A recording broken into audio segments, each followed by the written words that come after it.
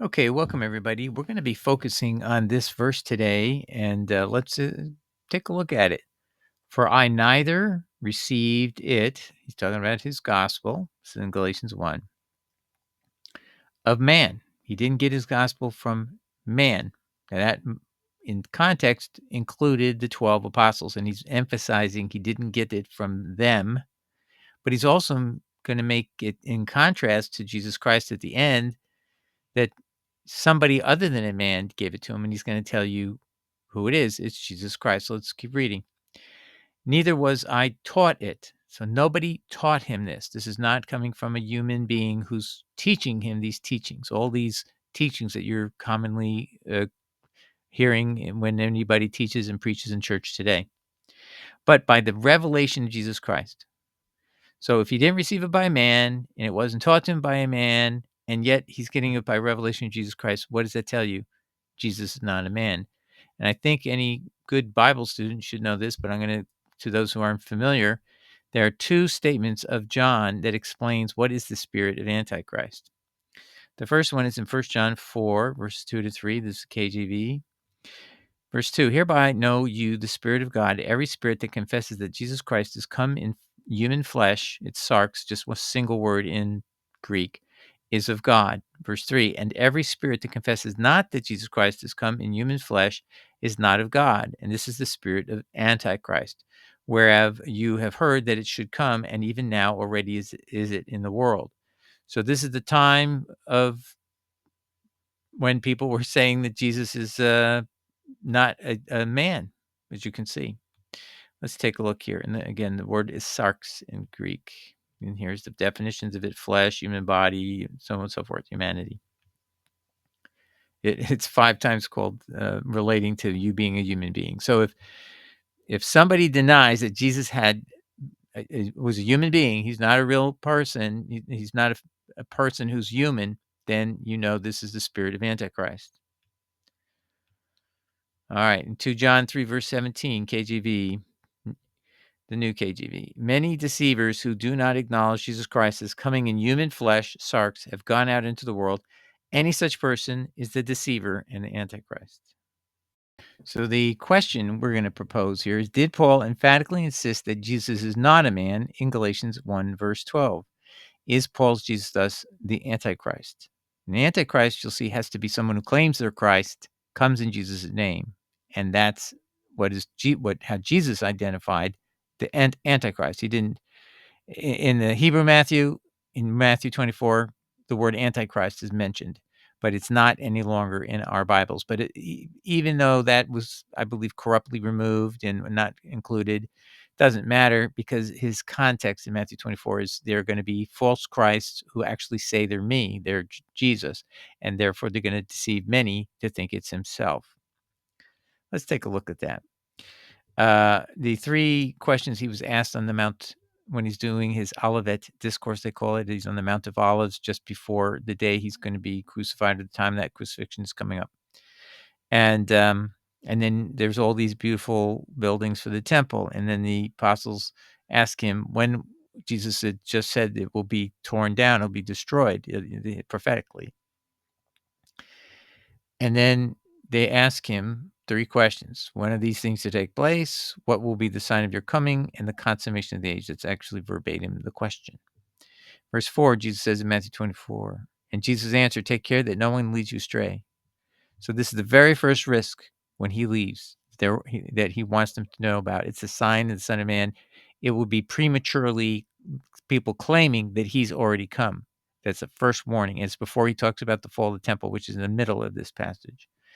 Verse 5, for many shall come in my name, saying, I am he, the Messiah, I am Christ, and shall deceive and lead you astray. And that's the Hebrew Gospel of Matthew by Howard. In the Greek, it says many, and many will be led astray. But here it's actually saying the apostles will be led astray by this false Christ saying it's Jesus. I include that only so you get a breadth of understanding what's maybe a possibility in the textual background. Now, if we go over a little bit further here, when you complete verse 5 in verse 11, in the Hebrew Matthew, it says, many false prophets will arise and lead many astray because apostasy, that means turning people away from God's law, will be increased. So that's what we have seen in this era where the commandments of God have been thrown out and said they were given by angels who are weak and beggarly elemental celestial beings. That's in Galatians 3, verse 19, and Galatians 4:9. So let me just show you the on the right there bottom. It's Marvin Vincent in his Word Studies, Volume 2, page 337. He says that the Antichrist is this person who's actually claiming to be Jesus. That's what's important for us to understand. Antichrist then is one who opposes Christ in the guise of Christ. He's going to put on the claim that he is Jesus, he is the Messiah, and that will deceive people because that's what Jesus is warning about. They're going to come in my name. It's going to trick even the 12 apostles to think it's them, him. That a person will claim, maybe like Paul saying, I've met the Jesus on the road to Damascus. Now, had Paul actually told the apostles that, and incidentally, I have a video that it's clear that when Paul talks about it in front of uh, Festus and Herod Agrippa, he actually once calls it a vision. And when you look at the literature of the early church from the Ebion perspective, it's very clear they only thought Paul was claiming it was a vision in his head. But when you look at the counts in the book of Acts, they're actually a physical appearance. The men with him hear the voice, see the man, see the voice, see the light. Paul claims in 1 Corinthians 15 that after Mary Magdalene saw Jesus resurrected and after the 12 saw Jesus resurrected and others, he then was born out of time and he physically saw the physical Jesus in a resurrected state. So Paul is claiming after Jesus ascended in Acts 1, by Acts 9, even though Jesus can't come back until a universal event wherever I sees him, that's what he says here in Matthew 24. Paul's going to claim he physically appeared to me. He physically appeared to the men with me. They saw the light. They heard the voice. It's not in a vision in my head. So he talks sometimes inconsistently and calls it a vision in front of Festus and Agrippa. And I think that's why the early apostles didn't warn him or they didn't have a way of testing what he said because it didn't fit the commandment of Jesus. They thought it was in his head. And it's very clear when you look at the Clementine homilies, homily 17, where Peter is telling Paul, Paul that, you can't be equipped by mere visions and dreams. That's what he says to him. He doesn't realize that, no, Paul is claiming something more than just vision and dreams. He's claiming he actually physically saw Jesus. So we know that can't be Jesus because the sign of the Son of Man prophecy would be violated. Jesus is not coming back to a wilderness road or a private room. Paul claims both. By the way, the examples Jesus gives are exactly copied by Paul. He says, I met him on a wilderness road outside of Damascus. Anything outside of a city was called a wilderness in those days. Same word that Jesus is talking about in this passage of Matthew 24. If someone says they saw me in a wilderness or desert road, don't believe it's me. Then Paul claims in in Acts 23:11 that Paul said that his Jesus showed up and was physically standing right next to him to give him encouragement for the next day. So both events that Jesus said were just examples of what would be the violation of the sign of Son of Man is somebody claiming they saw me in a wilderness road or they saw me in a private room. And Paul does both of the things he gave as the examples. Anyway, let's continue. So then here's the reference from Marvin Vincent, 1905, commenting on 1 John 2:18. That's one of the Antichrist videos verses. Antichrist then is one who opposes Christ in the guise of Christ, meaning he's not just a false Christ.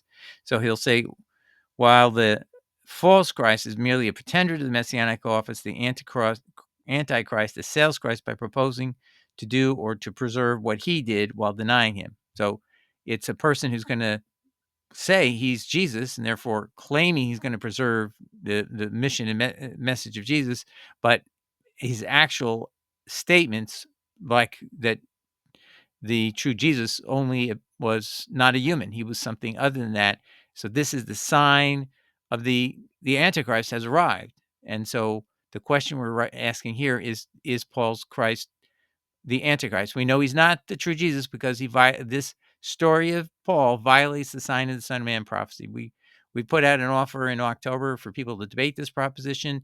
Nobody, and I've got tons of people who are opposed to our teachings here, but none of them were willing to defend and debate me. in the format I'd requested, where you do a video for I do a video for 30 minutes. You get to do a video in response for 30 minutes. Then I get to do a 15-minute reply, and we get a whole audience as broad as we can find who would rule on that, what they believe, who made the better case. But nobody accepted it because I don't think anybody knows of any way of getting around it. It is impossible. So we know it's not the true Jesus. Even the Pauline fans have not been able to come forward. So there's no argument being made to contradict what I'm saying.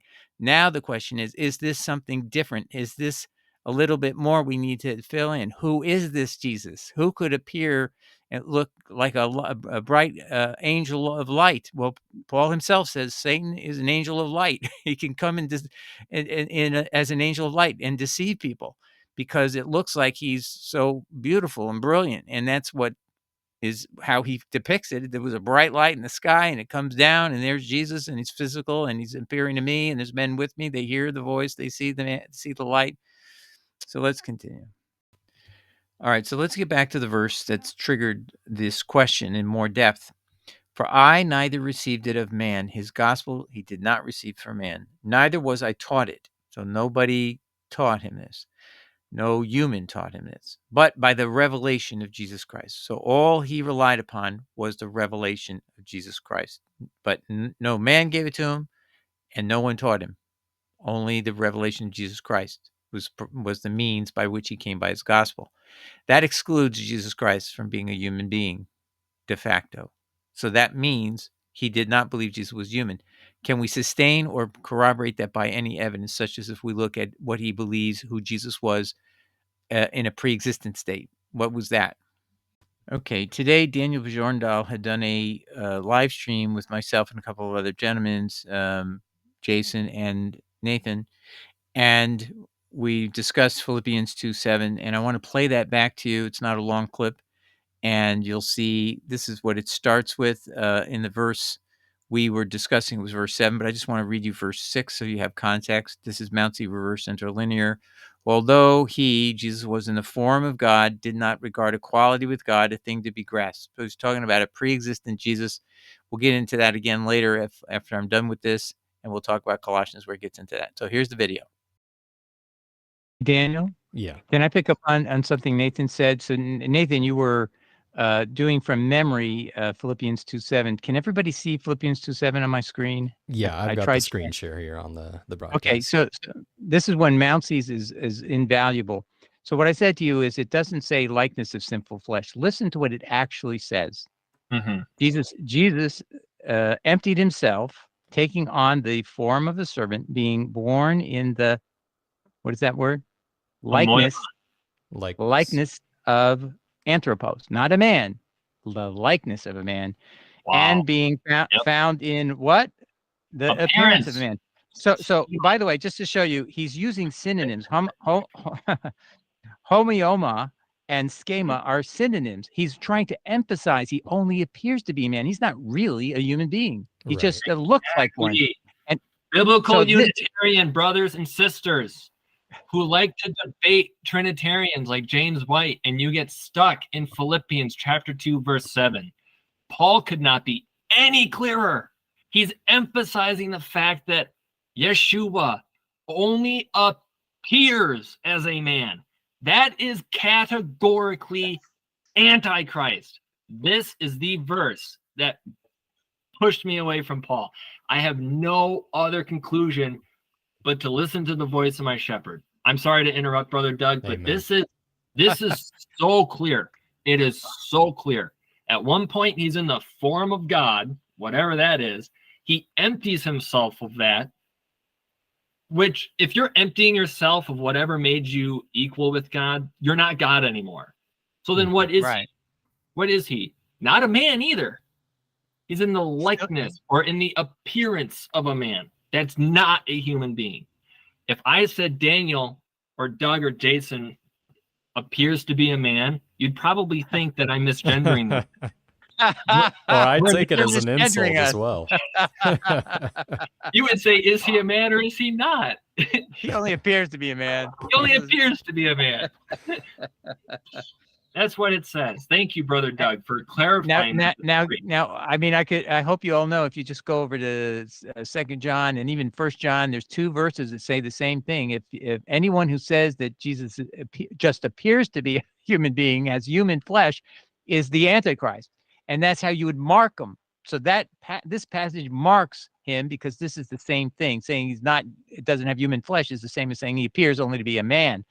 So this is a real problem for people who believe in Paul, because if this is him, he's the message of Antichrist. And you're right, Nathan. So again, these are just things I think remember, God allows these things in the Bible for a reason, to test us. So all the Pauline fans out there that you love Paul, please read this, study it yourself. And the other thing is, stop reading translations.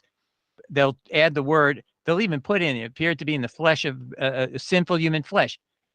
No, it says anthropos. It says anthropos. So here's the key portion of verse 7 we were looking at. And I wanted you to see in big letters so you can see the words. Likeness, homioma, man, anthropos, likeness of man, being found in schema, appearance, as a man, anthropos. So he's emphasizing, Paul is actually going out of his way to insist Jesus is not human. He's just looks like one.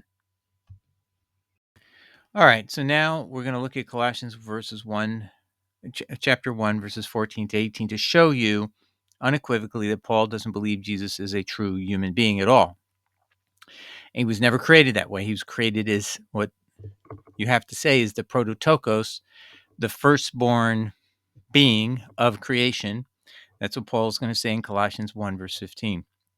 Before I go on, I just wanted to say that we will show you, when you finish this verse, this passage, you're going to realize that God the Father, Yahweh, is not our Father.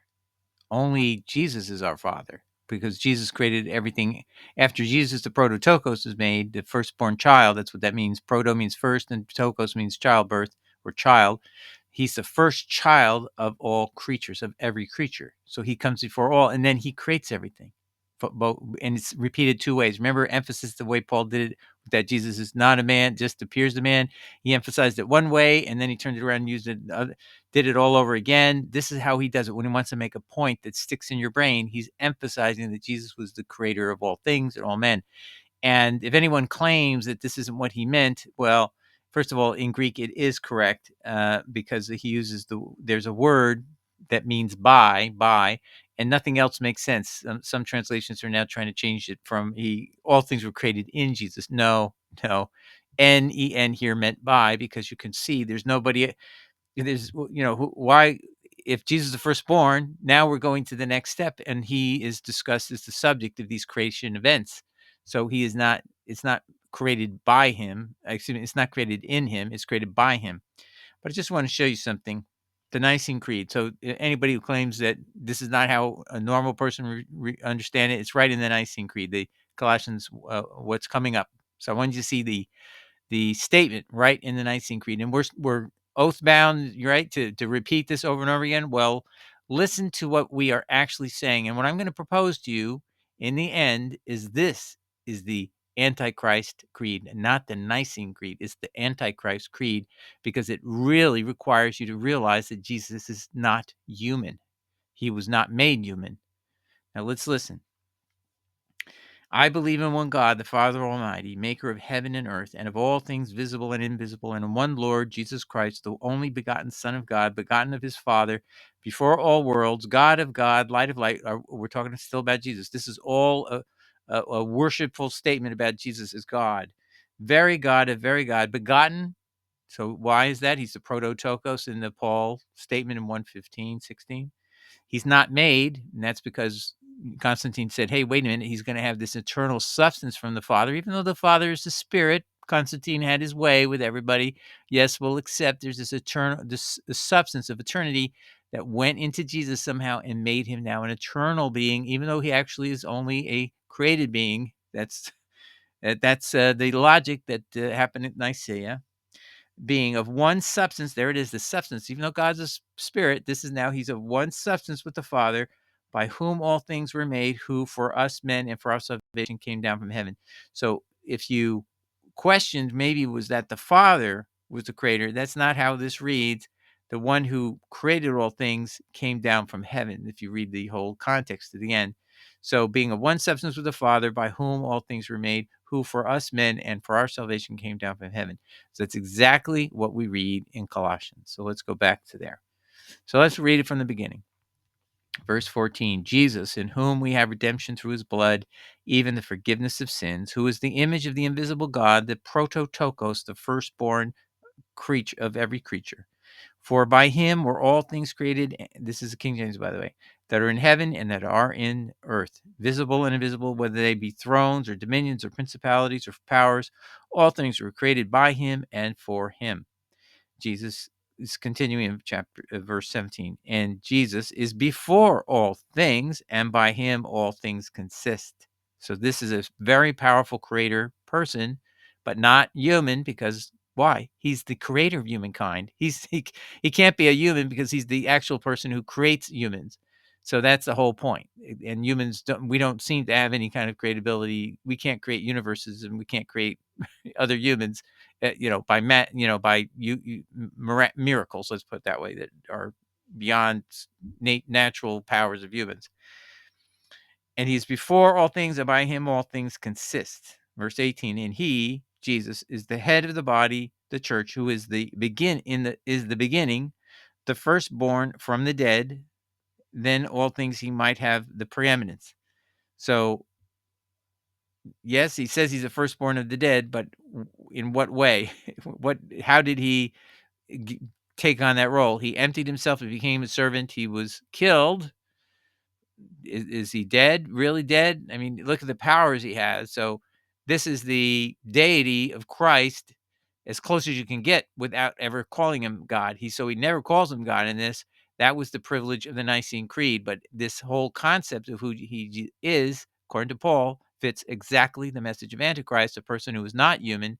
And that's the message that John says. Whoever says Jesus did not have human flesh is of the Antichrist. And whatever Paul conceives of him so far in these texts, it's totally Antichrist. And it matches the Nicene Creed. So the Nicene Creed picked this up, and you can make a good case. Then therefore, this is the credo of the Antichrist. And remember, people who believe in the Trinity, I want to encourage you to please read John 17, 1-3. Jesus clearly says to the Father, you are the only true God. There's therefore no God the Son, if the only true God is the Father. Okay, so it's just a coercion that Constantine, in his pagan corruption, made us believe. And he, in his death, proved what he really was all about. He left the consecration coin as the memento of how he would be wanted to be remembered when he died. And guess what? It says Divus Constantinus, means God. Constantine, just word search Divus Constantinus, and you will get it. It's at the British Museum. And on the other side, it shows him as Sol Invictus, the god of the sun, or the Apollo, if it's the Greek religion. And it shows him riding a chariot up to the heavens. So he revealed who he was in his death, that he was a pagan all along. And the actual first person to advocate, we go from simply the deity of Christ in 325 to adopting a Trinity well before it was actually adopted officially in 381 AD. It was a man, Saint Hilary of Poitiers, and he dies in 368. The Trinity is first adopted in 381 AD by Emperor Theodosius in Constantinople, the Council of Constantinople. Listen to what Hilary says and tell me if you believe he thinks Jesus had human flesh. So I want to say is, what's the consequence of believing what I call now the Antichrist Creed, the AKA Nicene Creed? Saint Hilary of Poitiers, in his work on the Trinity, said, quote, no more in the Passion did the flesh of Christ feel pain than if you were to wound fire or water with a sword. That's in his work De Trinitate, Book 9, Chapter 56, and also in Book 10, verse 23. And you can find it because it was also commented by Aquinas in I think it was the 1200s. Okay, so we can see where it led. It led completely to what? The doctrine of the Antichrist is kept in a warm hug by the Roman Catholic Church, and when it was adopted, it was developed for the same purpose, that we would now have this concept that Jesus was this non-human who was a person who couldn't feel pain on the cross, whatever. It's like taking a sword and putting it into water. He suffered no pain. Don't worry about that. And God can't suffer pain. So that would make sense really to a person who's wondering, how can God suffer pain? He couldn't be God. So they have to remove all humanity from him. So that's what the Nicene Creed's direct consequence was. And that's what Hilary of Poitiers put down. So I think we made the case that we know it wasn't Jesus that Paul met on the road to Damascus because it violates the sign of Son of Man. But now we can see that Paul's description of Jesus fits clearly the message of Antichrist that John identified in both 1 John and 2 John. Now people say to me, well, doesn't he say Jesus is the seed of David? That's true. But again, I want to insist, if you realize Jesus warned us as false prophets to come, this is in Matthew 7, 15 through 19, chapter 7, verses 15 to 19 in there, that there'll be wolves, ravening wolves in sheep's clothing. And what does that mean? It means someone who will sound like a Christian, will say good things, love is kind, love is good. But there's another part of that person, they're wolf. And remember, the Antichrist prophesied by Jesus in Matthew 24 is going to be such a strong deception, it could deceive, if possible, the elect. That means that whatever this person on the road to Damascus is doing and doing is, yes, he's going to make sure this deception requires that he's going to say some things that are very good and very noble. Love is kind, love is good, and very wonderful sayings. I can do all things through Christ who strengthens me. All these things make you want to be love Paul. However, you have to look. That's not what Jesus expects you to do, to test for the wolf in sheep's clothing. He expects you to look for anything that is contrary to the word of God or fits the exact message of Jesus' apostle John of what is the message of Antichrist. Also, what exactly matches the warning Jesus said there will be false Christs coming in my name. So they're going to say I'm Jesus, such as on the road to Damascus. Paul asks this person, he actually doesn't know who he is. He says, "Who are you, sir?" That's Kyrios. And Kyrios means sir when you don't know someone. In this context, you can see "who are you, sir" means he doesn't know who he is. So Kyrios did not mean he was calling him Lord. So he says, "Who are you, sir?" And Jesus says, "I'm Jesus whom you persecute. Why do you persecute me?" So he didn't even know who he was when he sees him. So that means he never met him before, obviously couldn't recognize him. And Paul, was told by the person, "I'm Jesus." And then by referencing being persecuted, Paul knew he was claiming this was the Jesus who was the Messiah or had claimed to be Messiah on earth, because that's who he's persecuting, him and his followers. And so that's why we know that what Paul encountered exactly fits that Jesus said, "Don't believe." He met me in a wilderness place. And then later in Acts 23:11, his Jesus appears again physically in a locked room where he's kept a prisoner for the next day in transit. So that means that Paul fit both warnings that Jesus made. Somebody's going to say they met me, Jesus, in the wilderness, or they're going to meet me in a private place. So that can't be Jesus. But that also means, if you look at the context of Matthew 24, it's really warning us about not just a false Christ, not somebody who says he's Messiah, but not Jesus. This is somebody who told Paul, "I am Jesus and I am the Messiah." So it fits the whole message of Antichrist. It has to be someone who is acting in the guise of Jesus to then ultimately undermine and destroy the message of Jesus. All right. And why is this again? God says, "I allow false prophets." This is Deuteronomy 23, verse 1 to 10. "I allow false prophets to test you to see if you love me with your whole heart, mind, and soul by doing the test," which is, what am I trying to tell you? A wolf in sheep's clothing. You don't test by what agrees with God. You find where it disagrees with God, where it pulls you away from God's Torah, the 10 Commandments. Just think of it that is, because Gentiles, as in salvific terms, Isaiah 56, 6-7 clearly says the Gentiles will be expected to keep Sabbath. And the word covenant there is meaning the Ark of the Covenant, the 2 tablets of stone. So to go to heaven for salvation, you need to keep those things, not a whole laundry list of 613 commands. So don't let anyone frighten you. Jesus quoted from Isaiah 56. I think it was verse 8 where he says the house of the Lord will be the house of prayer for all nations.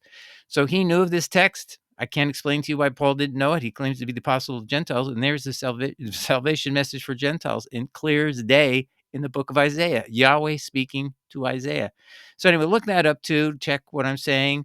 And then all I'm asking you to do, try to turn your life over to Christ completely and stop listening to any voice that is a message that completely echoes the message of the Antichrist. Whether he says nice things, and he does, I have a whole article called "All the Sayings of Paul I Love," because I have to admit some things are beautiful, but that's the whole seduction of Satan. I hate to tell you, that's exactly how he works. He can be beautiful because that's what he is. He's an angel of light, as Paul himself says, who can seduce people. And Paul himself was too confident in that he had not been fooled by this person, that he thought it was the real Jesus. And his mistake was actually to not what he's trying to say. Let me go back here. I wanted to show you this whole point of his. He revealed something he probably didn't mean to reveal, but he did, is he believed Jesus wasn't a man. But I want you to see something else. When he says, I neither received it of man, neither was I taught it, he's meaning I didn't get it from the 12. He made a big deal that I don't really care that they're pillars of the church. This is in Galatians 2. He really puts them down. I didn't get it from them. I don't care what they were. He put them in past tense, like, they're a nothing burger. And then he said, I was going to rely completely on my revelations. They're superior to what they learned.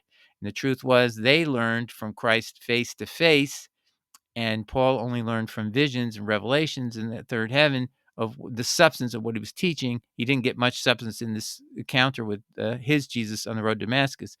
And if you read Numbers 12, God actually says there's a priority of clarity when he speaks to someone face to face, and that's more appropriate for a higher emphasis or higher tier authority over anyone who's claimed I received a vision. So even if Paul actually had met the true Jesus, it wouldn't qualify him to take his words on the same level as the revelation that comes from face to face to the 12. That's the difference. And so that whole discussion is an important study to you should do. Take a look at Numbers 12, where Aaron and Miriam, the sister of Moses, they're both brother and sister of Moses, and they both had prophetic passages where they were prophesying. And so God was using them for prophecy, but not the way he spoke to Moses. And so when they claimed, Miriam was overheard by God saying, we should really have the same, position as Moses. Why are we so inferior to him? And God was furious with Miriam and yelled at her basically and told her, uh, you don't understand. My servant Moses is, he has all my house. I've given him all my house because he is, and he was the most humble man. And then Moses was, he says, I speak to him face to face, but with all other prophets that get visions and dreams, I'm not doing that. I'm hearing riddles and unclear messages, and that means they're inferior to Moses, who's getting direct communications face to face. Anyway, so that's why the apostles are superior. The 12 are superior to Paul, but he didn't know that principle because I honestly want to tell you, I don't think he knew the Bible very well. He should have known Numbers 12. You can't get superior revelations by visions and dreams. It's only if God Yahweh spoke to you face to face, or Jesus spoke to you face to face and was giving you these messages. But he's very clear that subsequent to the Damascus Road, he only got it from the revelations in the third heaven. All right. So again, for those people who are Pauline fans, and I understand, I was a Paul fan for decades. Honestly, I can feel your pain in hearing this stuff, but you know what? It's a good step. It's a good step to just trust Jesus. He said he's the rock. He said if you put your foundation on his words, in he had the parable or metaphor of, if you put your foundation on rock, you won't, when the storm comes, you won't have it washed away, but when you put it on sand, it'll be gone. That's the kind of thing, if you have your life, your salvation dependent on a decision you make here today, I would go with Jesus, and you would then find Isaiah 56. Then you would find you should stop doing just only Sunday. You should rest on Shabbat, on Saturday. That's the current view of the Jewish people, and you're allowed to accept their sage's decision. Just stick with it. And then you need to then follow the 10 Commandments. And that includes all kinds of things that you may not be doing now. And the most important, my friends, is the one that says, do not have another God's face in front of my own, the very first commandment. And to help you with that, Jesus' words were never destroyed, even though it violated the Trinity doctrine. It's John 17, 1-3. He says, he addresses the Father, and he says, you're the only true God. All right. God bless everybody. Take care. Ciao. Bye.